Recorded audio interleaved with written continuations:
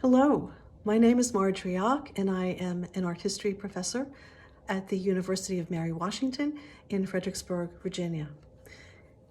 During the 1993-94 academic year, I had the very good fortune of teaching at Occidental College in LA.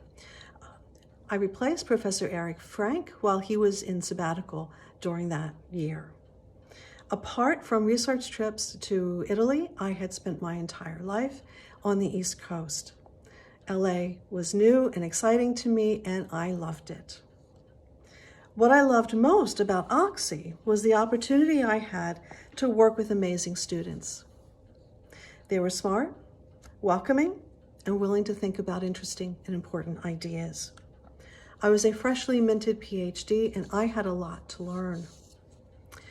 Those students were with me all the way, and just as excited about art history as I was. I loved it. Fast forward 30 years, one of those amazing students, Danielle Villicana, contacted me to say she is still reading Vasari's Lives of the Artists, a text I assigned to students in my 16th century Italian art class. I was floored and so pleased to learn that a former student continued to value that work. I also learned that Danielle is not only reading Vasari, but she has followed in his footsteps by becoming an accomplished artist herself and working to support other artists in her very fine gallery, Paradise for Artists, in Arezzo, Italy, Vasari's hometown. Further, Danielle is working to honor Giorgio Vasari with an equestrian monument to symbolize his importance to Arezzo and to art history.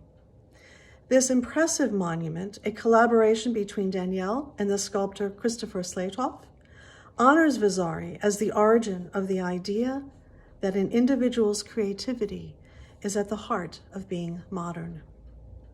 Giorgio Vasari, painter, architect, and writer, first published his Lives of the Artists in 1550.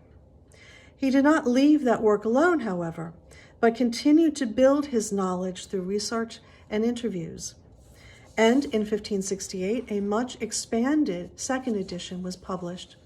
It is this second edition that is our go-to source today. Vasari's lives are divided into 3 parts, and we can think of these as the good, better, and best of art, with his own generation demonstrating what is best. The 3 parts are chronological and roughly align with the 14th, 15th, and 16th centuries. Each part has its heroes. Giotto stands out as the one who set art on the right path, leaving the Middle Ages behind. In the second part, Masaccio and Brunelleschi both take up the challenge and succeed because they had a model to follow in Giotto.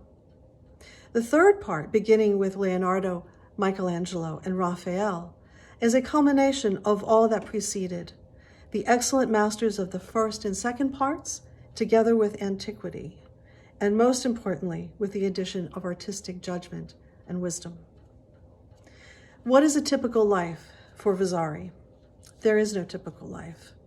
Rather, each chapter is different because each artist is different.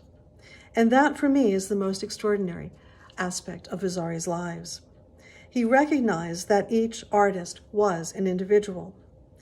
We take this idea of the individual for granted today, but Europeans in the 16th century saw themselves as members of a group, a family, a clan, a neighborhood, a parish, a guild. The idea that an individual had an identity that was entirely distinct from their membership within a group was new and radical. Keep in mind, this is the century of Copernicus, who at the beginning of the 16th century ushered in the revolutionary science that placed the sun at the center of the universe rather than the earth.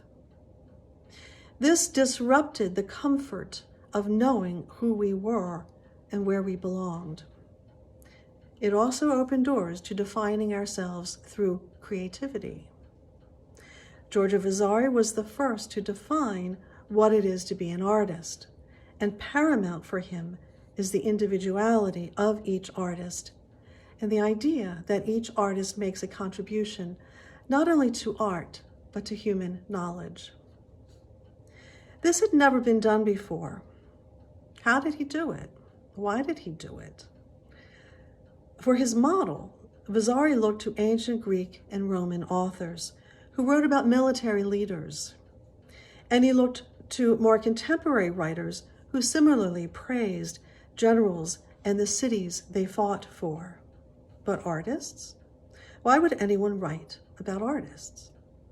They didn't conquer lands, nor did they defeat fierce enemies. What was there to learn by reading about an artist's life? Why did Vasari write the lives of the artists? There was no precedent for his endeavor.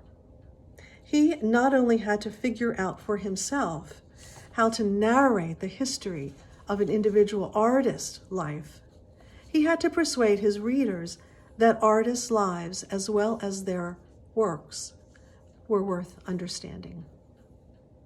Giorgio Vasari's Lives of the Artist is absolutely valuable. We know today that Vasari isn't always right, but this is the first history of art written in the West.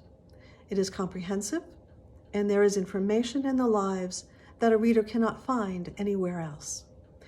So it will always be required reading in a Renaissance art history course, and PhD students will continue to write dissertations about Vasari's lives. Most importantly, reading any of the lives is like looking through a telescope and seeing the 16th century. Why is this important? What we think of as our modern world originates in Vasari's age. And in his Lives of the Artist, Vasari gives us a blueprint for employing human creativity to our very best. Danielle, Maurizio, and Christopher, I am so impressed with your endeavor and by the beautiful, beautiful monument that will soon grace the city of Arezzo. Grazie tante. Ciao, ciao.